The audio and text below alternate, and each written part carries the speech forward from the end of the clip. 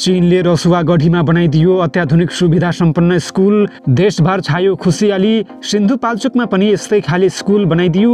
नेपालको गुणस्तरीय शिक्षामा चीनको गुण बिर्सनै नसक्ने भएको रसुवावासीको दाबी। अन्ततः चीनले पठाएका अत्याधुनिक ड्रिलिङ मेसिन दैलेख आइपुगेपछि ड्रिलिङ गरेर पेट्रोल निकाल्ने काम सुरु। देशभर छायो खुसियाली। अहिलेसम्म भएका सबै खर्च चीनकै भएको खुलासा। विश्वका 2 करोड मानिसलाई नेपाल चिनाउने अभियान सुरु भयो। अभियानमा जोडियो अमेरिकी सरकारको चर्चित संस्था पनि। तातोपानी नाकाबाट दिनहुँ यति धेरै कन्टेनर सामान ल्याउन चिनिया बजार पुग्दै चीनतिर हुने निर्यात पनि बढ्यो। नेपालको संसदबाट भारतीय अग्रसरतामा स्थापना भएको बिमस्टेकको बडापत्रलाई 2/3 बहुमतले गरियो अनुमोदन। सार्कमा पाकिस्तान जोडिएकाले यसलाई भने निष्क्रिय पारिँदै। रुसको राष्ट्रिय सुरक्षा बलले युक्रेनबाट भित्रदै गरेका भयानक विस्फोटक सामग्रीलाई गरियो कब्जा। घटनामा संलग्न केही व्यक्ति पक्राउ। आफूमाथि गम्भीर आरोप लागेपछि विज्ञप्ति जारी गर्दै साउदीमा रहेको नेपाली दूतावासले गरियो खण्डन। टर्कीमा रहेको एक नाइट क्लबमा भएको आगलागीमा परि कम्तीमा 29 जनाको मृत्यु। र त्रिभुवन विमानस्थलका कर्मचारीलाई गृहमन्त्री रवि लामिछानेले दिए कडा निर्देशन। सर्वसाधारणले दुःख पाएको भन्दै तत्काल भिआइपी कक्ष हटाउन गरे आग्रह। नमस्कार। ग्रेटर नेपाल टिभीले तयार पारेको राष्ट्रिय तथा अन्तर्राष्ट्रिय समाचारहरूको सङ्गालो ग्रेटर न्युजबाट विवश बुढाथोकीको यहाँलाई हार्दिक स्वागत छ। तपाईले हाम्रो समाचार कहाँबाट हेर्दै हुनुहुन्छ कृपया यसबारेमा पनि हामीलाई जानकारी गराउन नभुल्नुहोला। अब समाचार विस्तारमा। चीनले नेपालको रसुवागढी जिल्लामा सुविधा सम्पन्न विद्यालय बनाइदिएको छ। उक्त विद्यालय मार्च 29 तारिक अर्थात् शुक्रबार चीनले नेपाल सरकारलाई हस्तान्तरण गरेको बताइएको छ। उक्त विद्यालय सार्वजनिक विद्यालय पुनर्निर्माण परियोजना अन्तर्गत चीनले बनाइदिएको हो। विद्यालय हस्तान्तरण समारोहमा काठमाडौँमा रहेको चिनिया दूतावासका काउन्सिलर सी युन लगायतको उपस्थिति रहेको थियो। चीनले रसुवामा जस्तै सोही परियोजना अन्तर्गत दोलखामा पनि सुविधा सम्पन्न विद्यालय बनाइदिएको छ। नेपालको शिक्षा क्षेत्रमा चीनले गरेको यो सहयोगलाई उल्लेख्य नमुनाको रूपमा लिएको छ। नेपालको पूर्वाधार विकासमा चीनले महत्त्वपूर्ण सहयोग गर्दै आएको छ। नेपालमा सडक, जलविद्युत, सिँचाइ, विमानस्थल, अस्पताल, सम्पदा पुनर्निर्माण, विद्यालय, सुरक्षा निकायका पूर्वाधार, सुक्खा बन्दरगाह आदि क्षेत्रमा चिनिया सहयोग महत्त्वपूर्ण मानिएको छ।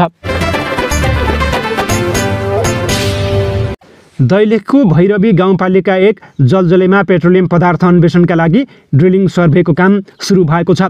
ड्रिलिङ सर्भेका लागि आवश्यक उपकरण चीनबाट अन्वेषण स्थलसम्म ल्याइसकिएको छ। विक्रम सम्वत 2076 असोजदेखि पेट्रोलियम पदार्थ अन्वेषणको काम सुरु गरिएको थियो।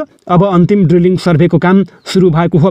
त्यसका लागि चीनबाट ल्याइएका सामानहरू नेपालगञ्ज नाका रूपैडियामा रोकिएका ठुला उपकरण ल्याउन थालिएको छ। ती उपकरण राख्ने फाउन्डेसन तयारी भइसकेको छ। मेसिन चीनबाट कोलकाता हुँदै अन्वेषण स्थलमा ल्याइएको हो। शनिबार साँझ मात्रै उपकरण बोकेका 3वटा ट्रक दैलेख पुगेका छन्। दैलेख पुगेसँगै दैनिक 3 चरण समय मिलाएर काम सुरु भएको छ। अन्वेषण परियोजनाले 24 घण्टा 3 चरणमा समय विभाजन गरी काम गर्ने जनाएको छ। काम सुरु भएपछि सशस्त्र प्रहरी बलले सुरक्षा दिने व्यवस्था मिलाएको दैलेखका प्रमुख जिल्ला अधिकारी खिमराज भुसालले बताएका छन्। चीनबाट सामान आउन थालिसकेका छन्। पर्जीय भुसालले भने काम दिनरात गर्ने कार्य योजना अनुसार सशस्त्र प्रहरीलाई सुरक्षा जिम्मेवारी दिएका छौँ। तत्कालका लागि चिनिया टोलीसँगै स्थानीय 12 जनालाई अन्वेषण परियोजनाले रोजगारी दिएको छ। काम अघि बढेपछि थप स्थानीयले रोजगारी पाउने परियोजनाले जनाएको छ। अब अन्तिम परिणाम सहितको अन्वेषण भएकाले दैलेखमा कति क्षमता भण्डारणको पेट्रोलियम पदार्थ छ भन्ने पत्ता लाग्ने र गहिराई पनि मापन हुने भूगर्भ विभागका पेट्रोलियम अन्वेषण परियोजना प्रमुख दिनेश नापितले बताएका छन्। ड्रिलिङ हुने स्थानमा फाउन्डेसन लगायतका सबै तयारी पूरा भएको छ। परियोजना प्रमुख दिनेश नापितले भने मेसिन आइपुगेपछि ड्रिलिङ गर्ने काम सुरु हुन्छ। उनका अनुसार ड्रिलिङ भएको 4 देखि 5 महिनाभित्र अन्वेषणको काम सकिनेछ। उपकरण ल्याउनकै लागि सडक डिभिजन सुर्खेतले सडकको मोड फराकिलो पार्न 4 करोड 36 लाखमा ठेक्का सम्झौता गरी सडकका मोडा चौडा बनाएको छ।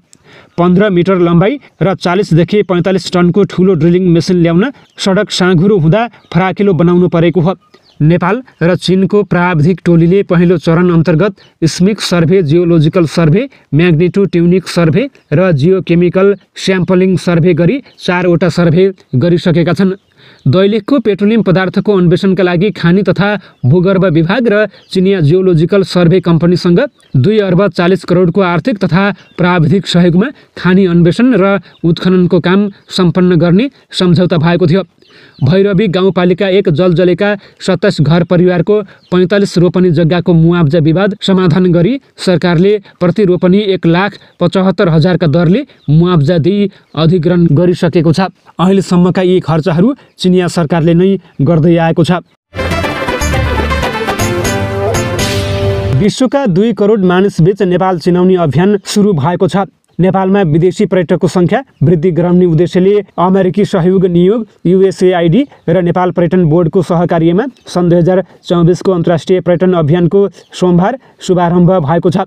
विश्वव्यापी यात्रा प्रेरित कथाहरू सार्वजनिक गर्ने प्लेटफर्म सेलेटरसँगको समझदारीमा अन्तर्राष्ट्रिय पर्यटन अभियानको दोस्रो पटक काठमाडौँमा आरम्भ भएको बताइएको छ।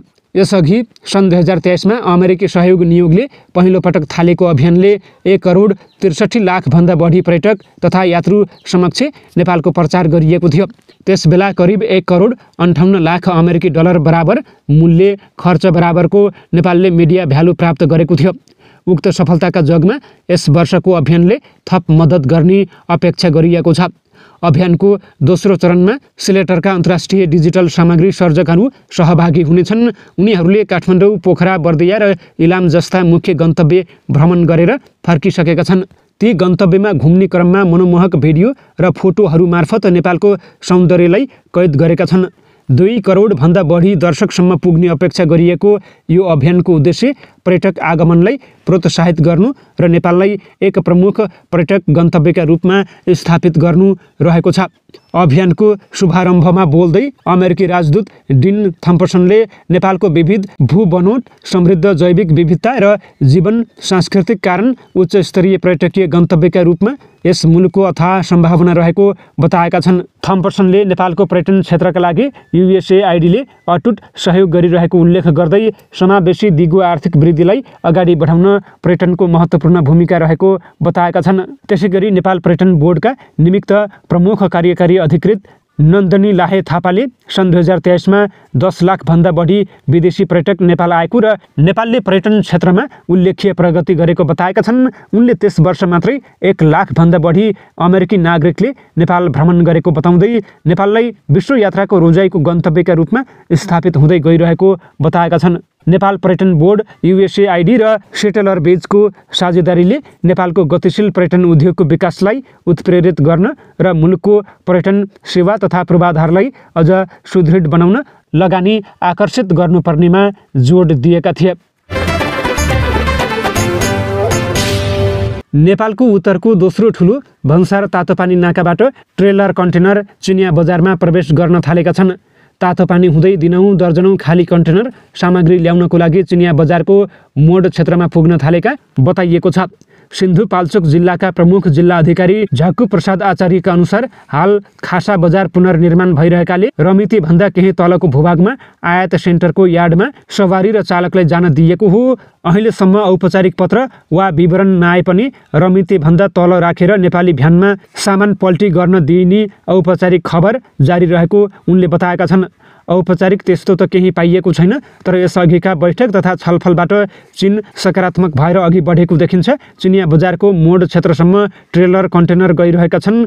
क्रमशः यो सुधार उन्मुख रहेको छ, पर्जियो आचार्यले भनेका छन्। तातोपानी सुक्खा बन्दरगाह तथा भन्सार कार्यालयका प्रमुख दयानन्द केसीले आयातलाई चीनले फराकिलो बनाएसँग निर्यातमा केही सुधार आएको बताएका छन्। तातोपानीबाट अहिलेसम्म 8वटा कन्टेनरबाट झन्डै 1 करोड बराबरको मुडा, फ्रेम जस्ता सामग्री चीनको लासा र अन्य बजारमा पुगेका छन्। कन्टेनर पारी पुगिरहँदा निर्यात थपिँदैछ, आयात बढ्दो रहेको छ। दैनिक 12 कन्टेनरबाट फलफुल र लत्ता कपडा सहित अन्य सामग्री आएका छन्। खासामा चल्ने कन्टेनर भूकम्पले नाका बन्द भए यता अधिकांश रसुवागढी नाकामा दर्ता भएर सञ्चालित रहेका छन्। अब ती गाडीको थर्ड पार्टी इन्स्युरेन्स केरुङ र खासा दुवैमा दर्ता गर्नुपर्ने प्रावधान रहेको छ। नेपाल ट्रक कन्टेनर तथा ढुवानी सेवा कम्पनी लिमिटेडका अध्यक्ष अर्जुन बहादुर सापकोटाका अनुसार केरुङमा 281 र तातोपानीमा 200 कन्टेनर चलिरहेका छन्, जसमा 20 वर्ष पुराना 400 वटा कन्टेनर भ्यानको डायल नम्बर अनुसार नयाँ कन्टेनर चलाउन आह्वान गरिएको उनले बताएका छन्। सङ्घीय संसदले बहुपक्षीय प्राविधिक तथा आर्थिक सहयोगका लागि बङ्गालको खाडीको देशको प्रयास बिमस्टेक बडापत्र अनुमोदन गरेको छ। मङ्गलबार बसेको प्रतिनिधि सभा बैठकमा सो बडापत्र अनुमोदन गरियोस् भनी उपप्रधानमन्त्री तथा परराष्ट्र मन्त्री नारायण काजी श्रेष्ठले राखेको प्रस्ताव बहुमतले पारित गरेको हो।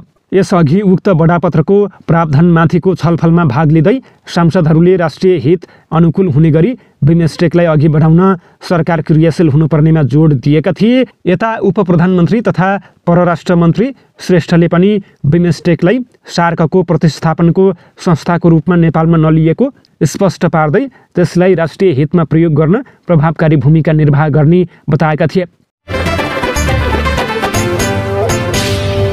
रुसको राष्ट्रसङ्घीय सुरक्षा बल एफएसबीले मङ्गलबार युक्रेनबाट पठाइएको र युरोपेली सङ्घ EU हुँदै मूर्तिहरूमा लुकाएर ल्याइएको भारी मात्राको विस्फोटक पदार्थ जफत गरेको बताएको छ। लाटभियन सीमा नजिकैको उत्तरपश्चिमी पेस्कोभ क्षेत्रमा सामानको जाँचपछि उक्त विस्फोटक पदार्थ जफत गरिएको एफएसबीले एक विज्ञप्तिमा उल्लेख गरेको छ। एफएसबीको अनुसार युरोपेली सङ्घ हुँदै युक्रेनबाट विस्फोटक पदार्थको सीमापार यातायात मार्ग भएको भन्दै cargo Romania, Hungary, Slovakia, Poland, Lithuania र लाटभिया हुँदै गएको थियो। जफत गरिएको विस्फोटक पदार्थमध्ये कार्गोमा 70 किलो घरेलु विस्फोटक र विस्फोटक उपकरणहरू मूर्तिमा लुकाइएको र प्रयोगको लागि तयारी अवस्थामा रहेका थिए। यस कार्यमा संलग्न एक व्यक्तिलाई पक्राउ गरिएको जनाउँदै विदेशीहरू सहित सबै संलग्नहरूलाई पत्ता लगाई रुसमा कानुनी कारबाही गरिने स्रोतले जनाएको छ। नेपाली दूतावास रियादले भ्रामक समाचारप्रति ध्यानाकर्षण जनाएको छ। चैत 17 गते एक अनलाइनले साउदी अरबियामा रहेको नेपाली दूतावासमा कार्यरत साउदीका राजदूत नवराज सुवेदी, उपनियोग प्रमुख डम्बरू वल्लभ पौडेल र द्वितीय सचिव टीकाराम उपाध्याय भ्रष्टाचारमा लिप्त भएको र वैदेशिक रोजगारदाता कम्पनीको मागपत्र प्रमाणीकरण र नेपाली मेनपावर छनौटमा अनियमितता गरेको आरोप लगाएको थियो। दूतावासले राजदूत नवराज सुवेदी र कर्मचारीका निकटस्थ मेनपावर कम्पनीबाट श्रमिक लैजानुपर्ने शर्त गराएर मात्रै प्रमाणीकरण गरे बापत प्रति श्रमिक न्यूनतम 5,000 रुपैयाँ घुस दिने कुरा समाचारमा उल्लेख रहेको थियो। दूतावास रियादले साउदीमा रहेका विभिन्न भातृ सङ्गठन र मिडिया तथा पत्रकारबीच छलफल गरी खण्डन गर्दै गम्भीर आपत्ति जनाएको हो। राजदूत सुवेदीले गलत समाचारको यथार्थमा उतार्ने हजारौँ परीक्षा दिन दूतावास तयार रहेको बताएका छन्। दूतावासमा कुनै अनियमितता हुन नदिने उनको भनाइरहेको छ। श्रमिकको विषयलाई उजागर गर्ने, नाफामुखी सोच नहुने र समयअनुसार कार्यशैलीमा परिवर्तन गर्ने जोड रहेको उनले बताएका छन्। उनले गलत काम नगरेकाले नेपाली समुदायको सदैव साथ रहने बताएका छन्। नियोग उपप्रमुख डम्बरू वल्लभ पौडेलले गलत समाचारले आफूहरूलाई चिन्तित बनाएको र समुदायमा नराम्रो छाप बनाउनुको साथै दूतावासमाथि नै प्रश्न उठेकाले आवश्यकता अनुसार सम्बन्धित निकायमा कारबाहीका लागि माग गरेको बताएका छन्। टर्कीको इस्तानबुलमा रहेको एक नाइट क्लबमा आगलागी हुँदा कम्तीमा 29 जनाको मृत्यु भएको छ। यो क्लब इस्तानबुलको एक भवनको बेसमेन्टमा रहेको थियो। मर्मत कार्यका कारण यो क्लब बन्द भएको थियो। आगलागीको कारण अहिलेसम्म पत्ता नलागेको सञ्चार माध्यमसँग कुरा गर्ने क्रममा इस्तानबुलका गभर्नर दावुत गुलले बताएका छन्। आगलागीका कारण ज्यान गुमाउनेहरू त्यहाँ काम गर्ने मानिसहरू भएको बताइएको छ। तर ती कर्मचारीहरू क्लबका थिए वा ठेकेदारले खटाएका थिए भन्ने केही खुलेको छैन। यस विषयमा अनुसन्धान जारी रहेको स्थानीय प्रशासनले जनाएको छ। गृहमन्त्री रवि लामिछानेले त्रिभुवन अन्तर्राष्ट्रिय विमानस्थलको सुरक्षा प्रबन्ध सुदृढ र प्रभावकारी बनाउन अध्ययन समितिको प्रतिवेदन तत्काल कार्यान्वयन गर्न निर्देशन दिएका छन्। मन्त्रालयमा सरकारवाला बीच भएको छलफलमा उनले राष्ट्रिय सुरक्षा सल्लाहकार शङ्कर दास बैरागीको नेतृत्वमा गठित समितिको प्रतिवेदन कार्यान्वयन गर्न निर्देशन दिएका हुन्। छलफलमा गृहमन्त्री लामिछानेले विमानस्थलमा रहेका निकाय बीच प्रभावकारी समन्वय गर्न र एकअर्कालाई दोषारोपण नगर्न आग्रह गरे। उनले गृह मन्त्रालयका अधिकारीलाई त्रिभुवन विमानस्थलको VIP कक्ष प्रयोग नगर्न आग्रह गरे। नागरिकलाई 4 घण्टा कुराएर आफू 4 मिनेटमा छिर्ने प्रवृत्ति न्यूनीकरण गर्नुपर्छ। उनले भने सुरक्षा वा अन्य व्यवस्थापनको बहानामा यात्रुलाई हैरानी र शास्ति दिने प्रवृत्ति अन्त्य गर्नुपर्छ। उनले नागरिकलाई सेवा दिने, अन्तर्राष्ट्रिय पहिचान स्थापित हुने र सुरक्षा जस्तो संवेदनशील विषयमा बजेट अभाव देखाएर नपन्छिन आग्रह गरे। त्रिभुवन अन्तर्राष्ट्रिय विमानस्थलमा कार्यरत सबै निकायका प्रतिनिधिले भिआइपीको स्पष्ट मापदण्ड बनाउन र आगमन एवं प्रस्थान व्यवस्थित गर्न अत्यावश्यक रहेको उनले बताएका छन्। भिआइपीले आफ्नो मर्यादा ख्याल नगर्दा सुरक्षा चुनौती बढेको उनको भनाइरहेको थियो। विमानस्थलबाट बाहिरिएको करिब 61 केजी सुन बरामद भएपछि गत भदौमा सरकारले विमानस्थलको सुरक्षा सुदृढीकरणका लागि राष्ट्रिय सुरक्षा सल्लाहकार बैरागीको नेतृत्वमा अध्ययन समिति गठन गरेको थियो। समितिले बुझाएको प्रतिवेदनमा नेपाल प्रहरीको छुट्टै हवाई सुरक्षा सेवा गठन गर्न, विमानस्थलबाट निजी क्षेत्रका सुरक्षा गार्ड हटाउन र 2 वर्षभन्दा बढी कार्यरत कर्मचारीलाई सरुवा गर्न सुझाव दिएको छ। हवस् त यिनै खबरसँगै ग्रेटर नेपाल टिभीले तयार पारेको राष्ट्रिय तथा अन्तर्राष्ट्रिय समाचारहरूको सङ्गालो ग्रेटर न्युजको समय सकिएको छ। प्रत्येक पलका ताजा अपडेटको लागि हामी तपाईँको माझमा छौँ। तबसम्मको लागि विवश बुढाथोकीलाई पनि आज्ञा दिनुहोस्। नमस्कार।